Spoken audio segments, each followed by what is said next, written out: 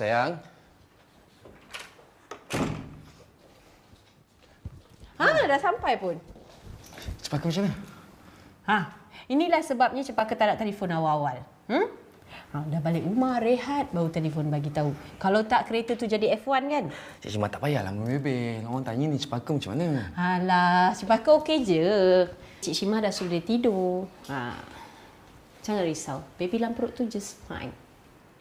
Alhamdulillah, lega rasa dia. Terima kasih Cik Syima sebab tolong Cepaka.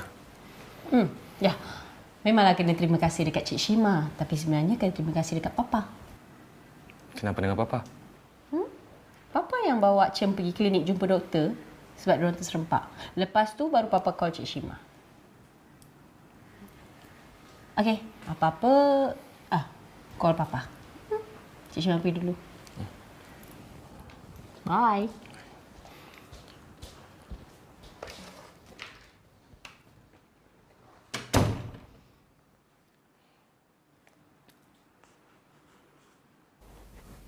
Abang marah Cem sebab jumpa Papa.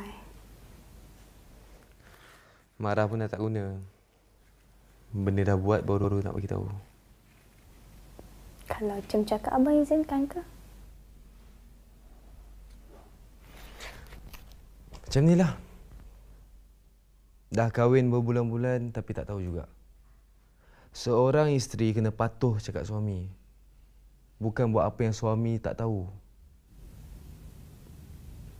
Tapi tak semua benda pun suami tahu.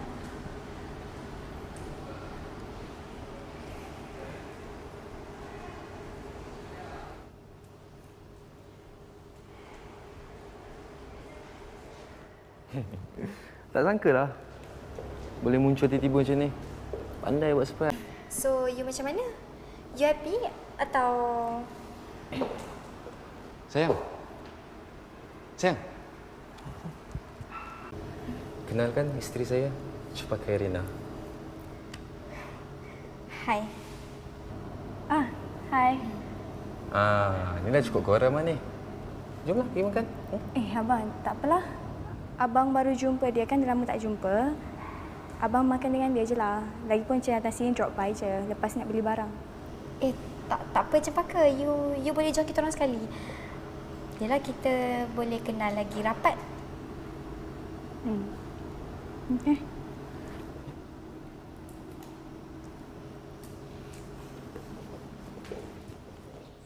Saja nak belanja baby dalam perut tu makan.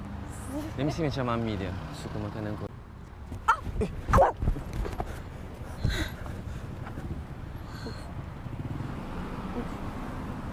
Jatuh ke?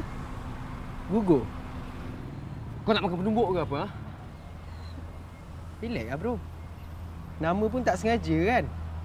Kalau baby dalam tu mati sekalipun, kau tak boleh nak dakwa aku tau. Tak sengaja. Abang!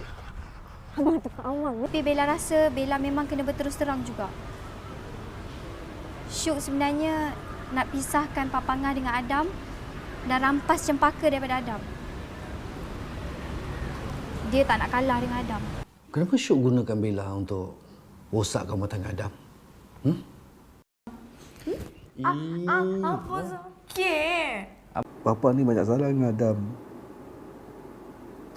Banyak salah Papa dengan Adam. I'm sorry, okay?